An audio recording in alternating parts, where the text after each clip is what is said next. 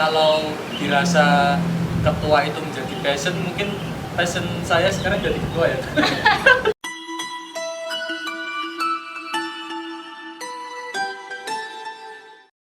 Halo semuanya, balik lagi nih di podcast Inspirasi bersama narasumber kita yang paling kece badai. Wah. Terus ini nanti kita temanya ada menjadi aktivis. Kenapa tidak? Oke, langsung saja kita sambut narasumber kita. Oh, bintang tamu ya, bintang tamu kita.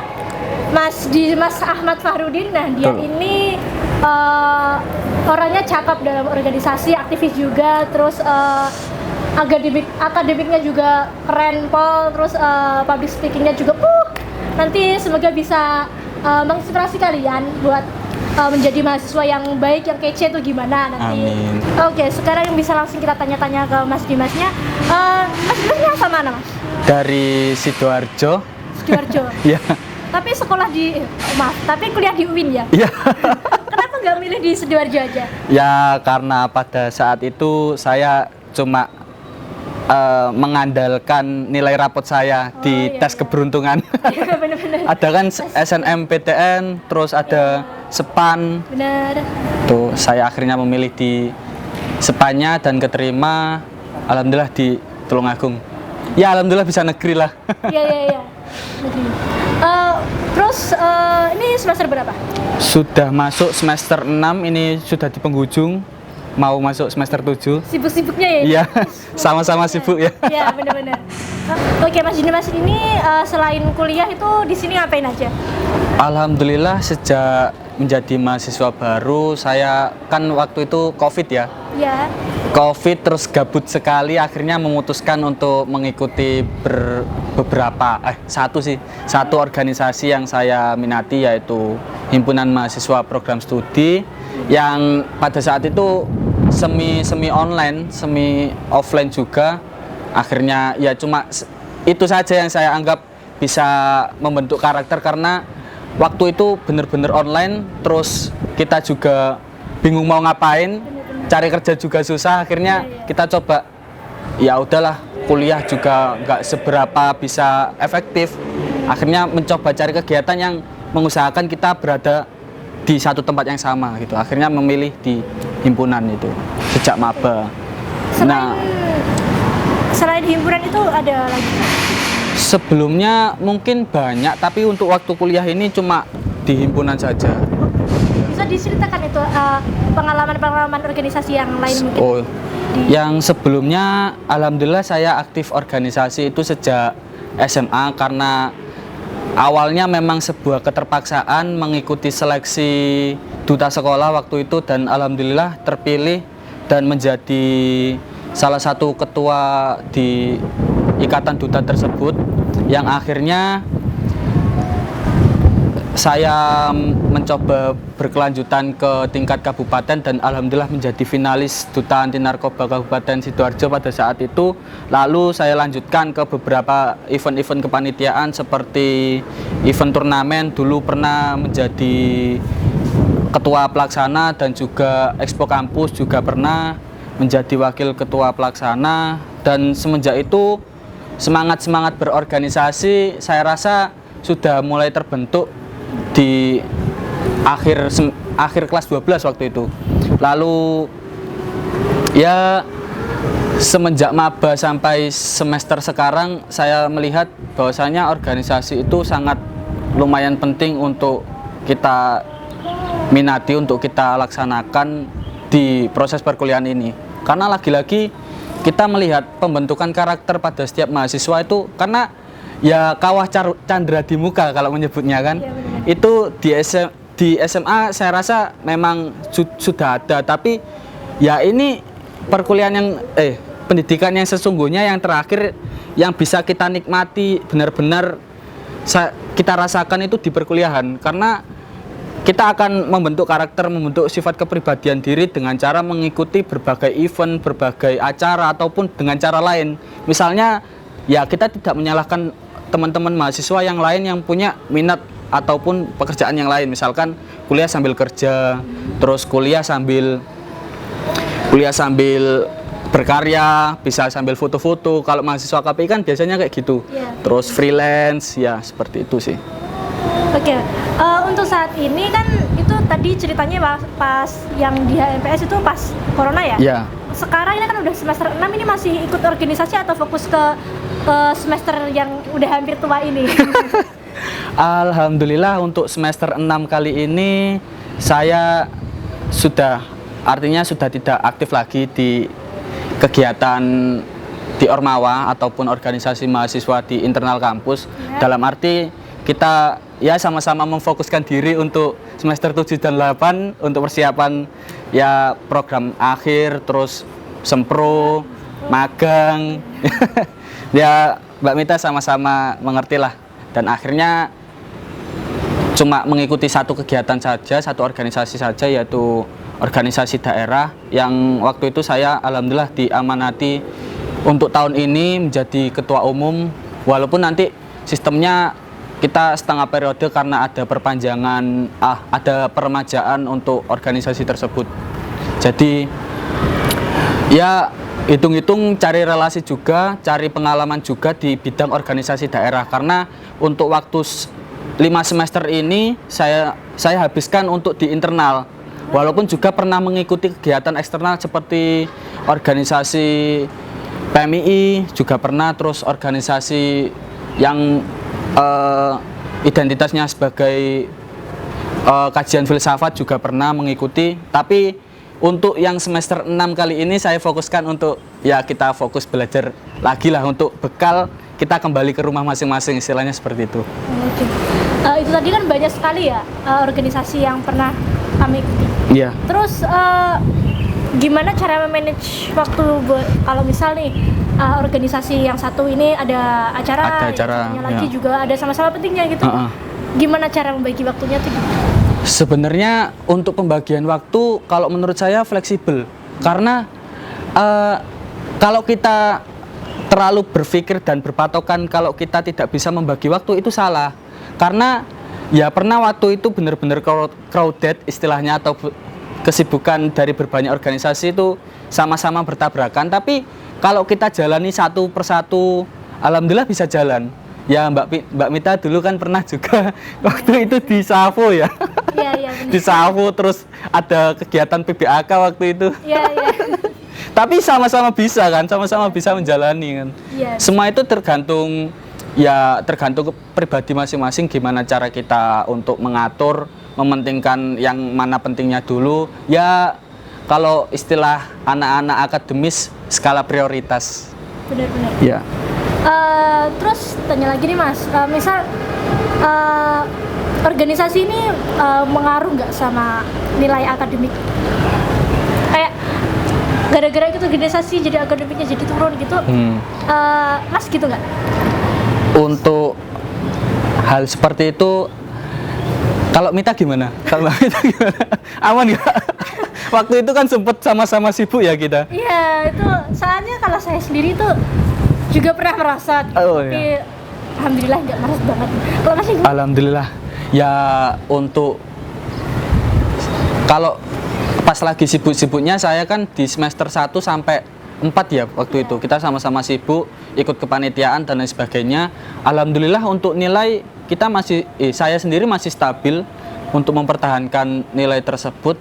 Dan juga untuk akademis, waktu itu malah semester 4 saya sempat keterima beasiswa akademik kampus. oh iya. Dan alhamdulillah saya mengajukan dan keterima, Anda dapat benefit lah. Malah saya rasa itu membuat motivasi semangat saya, karena untuk lagi-lagi malah ikut organisasi itu malah kita belajar untuk mementingkan skala prioritas, bagaimana mementingkan akademik, lalu organisasi kita kok kelola bersama itu bagaimana. Dan lagi-lagi untuk semangat nilai akademik itu saya ambil dari bagaimana orang tua mencari uang untuk kita. Jadi motivasi dari orang tua itu juga perlu. Makanya sampai di sini alhamdulillah untuk nilai ya semester 5 kemarin merosot lah sedikit. Sedikit ya? Segini ya? Sedikit anjlok. Sedikit anjlok. Iya. Oke, lanjut lagi nih Mas. alasan kenapa memilih organisasi daripada kegiatan-kegiatan yang lain?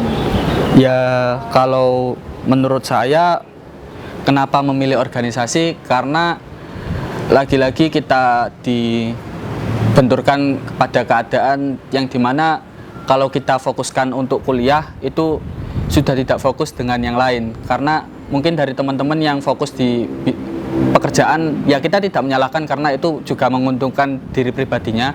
Tapi menurut saya organisasi ini bisa kita bawa ketika kita di pekerjaan. Ketika kita di pekerjaan besok, kita dibenturkan dengan berbagai macam tekanan dari macam-macam senior-senior ataupun dari bos-bos kita, manajer-manajer kita bisa mengelola itu. Insya Allah kita bisa, karena kita sudah belajar banyak hal, mulai dari ya kalau kita belajar di perkuliahan kan ada komunikasi organisasi, ada bagaimana manajemen krisis, manajemen pengelolaan kegiatan ataupun yang lain kan kita sudah sama-sama mempelajari, dan itu saya rasa akan membawa karakter kita ke menjadi yang lebih disiplin lagi. Oh, iya. Ya, saya rasa seperti itu. Oke, bicara soal pengalaman, pasti kan ada plus minusnya ya, di ikut organisasi itu apa aja? Mungkin bisa diceritakan plus minus. Ya, kalau saya rasa mengikuti organisasi itu banyak sekali plus minus ya. Kalau saya rasa balance gitu antara plus sama minusnya.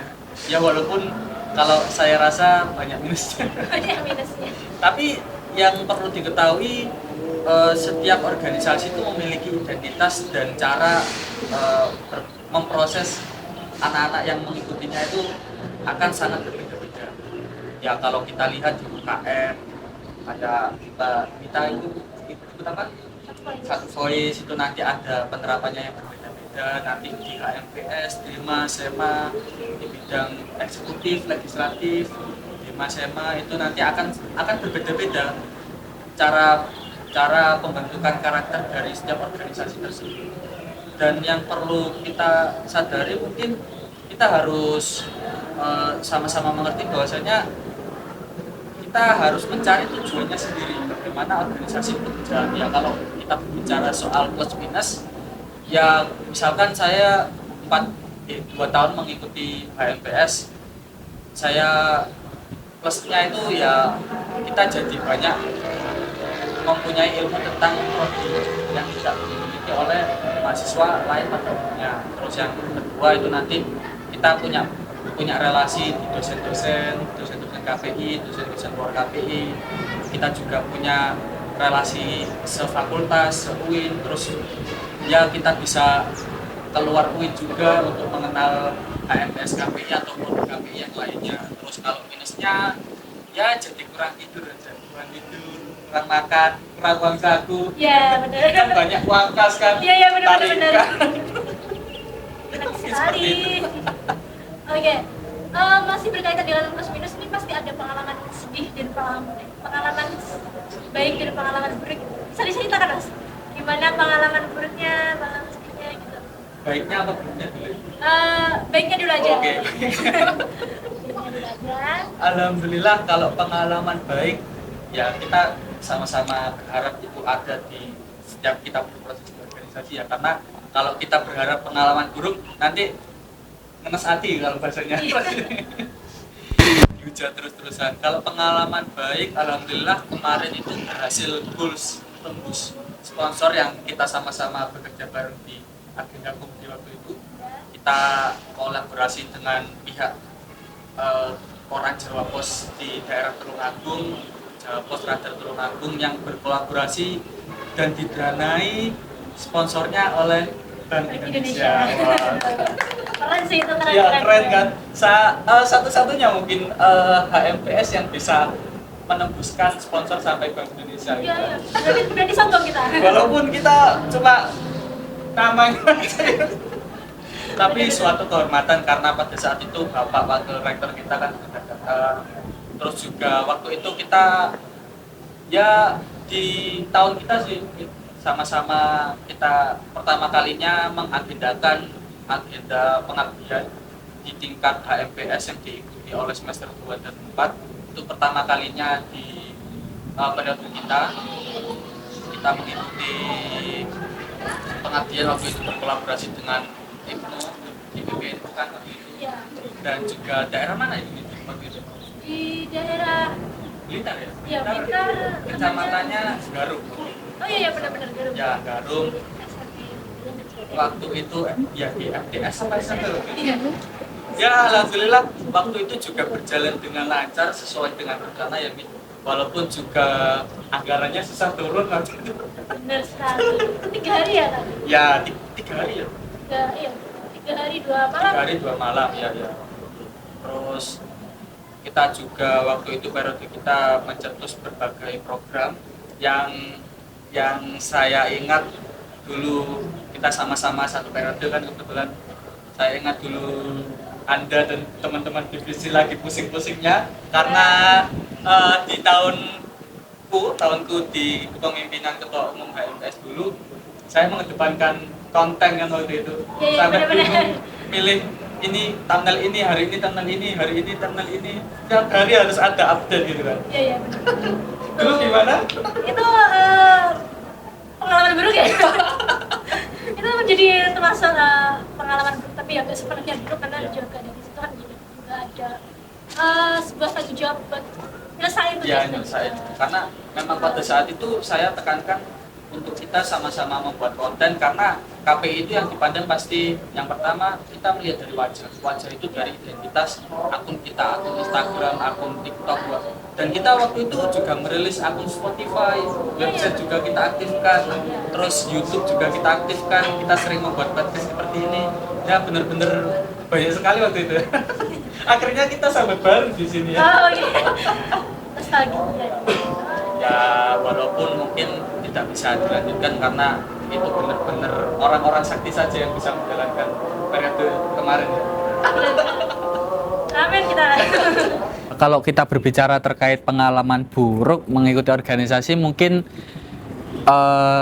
misalnya kalau di organisasi eksternal ya, karena kalau terkait organisasi eksternal itu memiliki cara yang berbeda-beda dalam mempertahankan kader-kadernya. Misalnya ya kita bisa melihat organisasi eksternal di sekitar sini ada PMII, HMI, GMNI, terus kami, KNPI, banyak sekali kalau kita berbicara. Kalau kita melihat organisasi eksternal yang lain, kita bisa melihat Genbi. Itu kan juga organisasi yang ada di bidang eksternal. Itu juga berbicara terkait pertahanan kader itu setiap organisasi akan berbeda-beda dan itu yang terjadi di pengalaman buruk saya itu ketika kita sudah masuk dan tidak sesuai passion yang kita jalani itu mau nggak mau kita harus tetap mengikutinya karena akan dikejar-kejar oleh senior-senior yang ada. Bahkan kalau kita melihat organisasi eksternal kampus itu misalnya kita bisa menyebut organisasinya ya itu melakukan pembayatan yang bisa disumpah pakai Al-Quran ataupun bisa disumpah dengan cara yang lain itu banyak sekali macam-macam dan itu akan menjadi tanggung jawab moral kalau saya rasa karena hubungannya kalau bahasanya orang sini kan langsung ke pusat tanggung jawab dari masing-masing itu walaupun banyak sekali organisasi eksternal kami yang hanya mengedepankan kuantitas jumlah anggotanya tanpa memfilter organisasi ini dipenuhi oleh kader-kader yang aktif ataupun tidak. Jadi grupnya sering dikejar-kejar oleh senior waktu itu.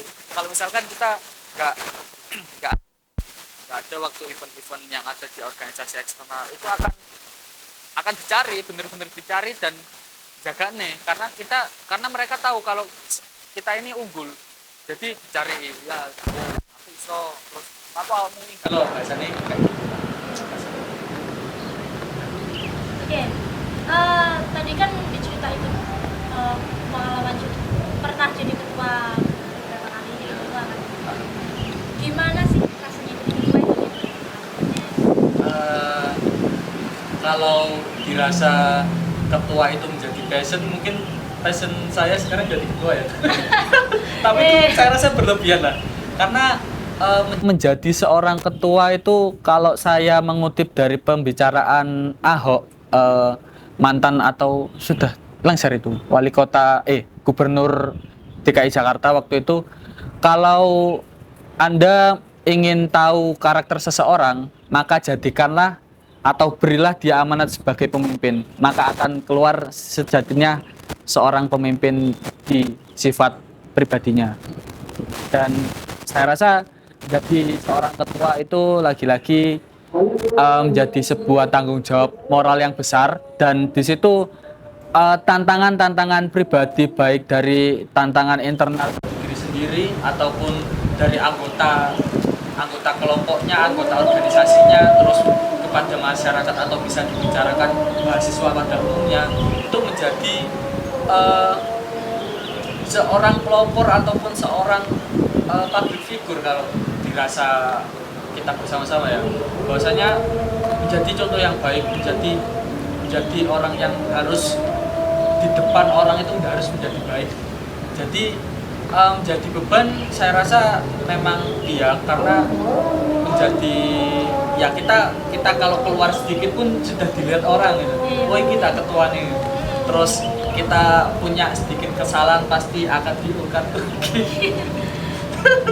Terus kalau kita salah bicara, salah ngomong itu pasti akan selalu diingat-ingat, karena saya tekankan kembali kalau menjadi seorang ketua adalah yaitu public figure, menjadi orang yang terdepan, orang yang menjadi contoh.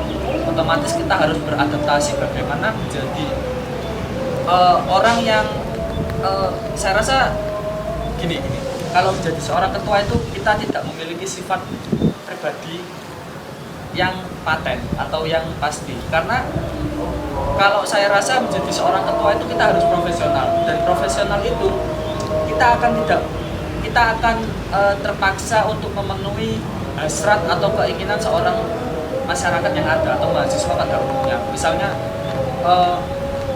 kita juga tidak bisa menjadi seorang ketua terus seenaknya dewi kita nongkrong di hal-hal yang negatif, suka minum minuman keras ataupun berperilaku negatif yang lainnya. Kalaupun itu nanti dilakukan akan timbul perspektif negatif yang lain.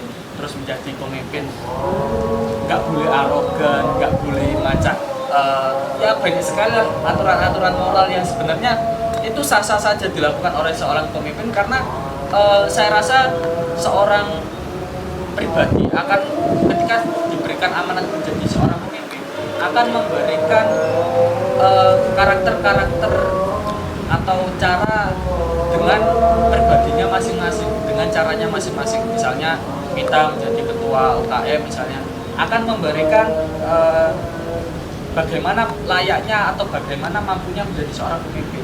Misalnya diatur seperti ini, bagaimana manajenya. Terus ada yang nggak suka, pasti ada yang nggak suka. Terus ya kalau saya pernah mendengar kritikan dari mahasiswa pada saat itu, ya sering dikatakan organisasinya terlalu dibawa ke budaya tempat tinggal saya, terus terlalu frontal, terlalu arogan, terlalu disiplin, terlalu tegas dan lain sebagainya. Ya yang saya bawakan dalam menjadi seorang pemimpin memang seperti itu, dan itu yang saya rasa akan merubah mindset teman-teman. Ya kita biar pernah merasakan organisasi itu dibawa ke arah yang sebenarnya atau di era yang modern, bisa dikatakan seperti itu. Ya agak sedikit arogan. Tadi kan Mas Dimas pernah sempat cerita tuh soal pernah jadi ketua. Nah, gimana cara merangkul anggota atau ya merangkul biar tetap solid dan nggak protes itu gimana? Ya kalau berbicara terkait merangkul mahasiswa ataupun menjadi seorang aktivis yang dapat diterima oleh banyak pihak ataupun banyak mahasiswa pada umumnya, ya kita tentu harus menerapkan pola-pola komunikasi yang baik, cara tentang manajemen aksi, manajemen krisis, manajemen keputusan yang baik, dan tentu kita harus menerapkan apa yang dipelajari. Ya kebetulan kita sama-sama belajar di program studi komunikasi penyiaran yang itu sudah yang itu sudah mempelajari terkait komunikasi yang ada. Jadi misalnya kita kurang ataupun kurang cakap dalam berinteraksi, ya saya rasa kita harus mampu membangun karakter sosial yang tinggi karena perlu diketahui juga organisasi akan mempelajari hal itu, mempelajari pola-pola bagaimana kita berinteraksi bersosial yang baik dan dapat diterima oleh masyarakat di kemudian hari. Jadi kuncinya di komunikasi ya? Ya, komunikasiin aja. Terakhir nih Mas, tips and trick Ya. buat yang mahasiswa yang mengikuti organisasi itu, tips and triknya apa kayak? Calon-calon mahasiswa Ya. aktivis yang ingin menjadi aktivis gitu ya. Iya. Ya tentukan kalau tips and triknya ya. Ini sudah terakhir banget berarti ya. Ya, ini Ya, sudah walaupun- di penghujung podcast ini. Walaupun pengen banyak berdiskusi lebih banyak tapi Iya. waktu mungkin tidak menentukan. Kalau tips and trick menjadi seorang aktivis, yang pertama kita harus tahu sifat kita. Kalau kita belum tahu sifat kita, kita harus tahu organisasi mana yang dapat menerima sifat kita. Dan yang kedua, kita harus tahu tujuan kita masuk organisasi itu apa. Karena kalau ketiga aspek ini sudah dipelajari, kita akan mampu mencapai tujuan dalam masuk organisasi tersebut. Ya kalau misalnya aku udah serak masuk HMPS karena ada alasan, tujuan dan prinsip yang ini. Ya kalau kita sudah dirasa matang di hal itu, kita akan mudah menggapai tujuan kita. Jadi itu saja sih tipsnya. Ya kalau triknya mungkin menjadi seorang aktivis jangan hanya sekedar ikut-ikutan bawang istilahnya. Elo-eloan terus ikut sak gerudukan ikut kepanitiaan ini. Ya akhirnya akan membawa dampak yang buruk bagi kita karena kalau kita hanya sekedar ikut-ikutan, yang muncul di kemudian hari adalah rasa capek, terus tidak merasa dapat feedback apa-apa, terus tidak merasa dapat imbas yang baik bagi organisasi itu.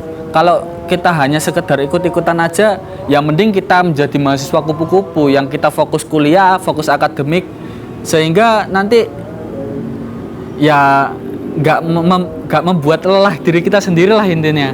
Seperti itu sih. Oke, berarti yang pertama itu harus kenali dulu organisasinya Ya, dulu. kenali dulu karakternya. Iya, Karakter diri. Terus yang kedua, pilih organisasi yang tepat dengan mengenali organisasi tersebut. Oke. Terus yang ketiga, milih yang tepat. Oke, itu tadi pembahasan tentang menjadi aktivis, kenapa tidak. Buat kalian yang kepo dengan tema-tema yang selanjutnya, tetap pantauin podcast kita ya. Sampai jumpa. Jargon dulu dong, Kak. KPI, salam komunikasi. Salam komunikasi, Komunikasiin komunikasiin aja. aja.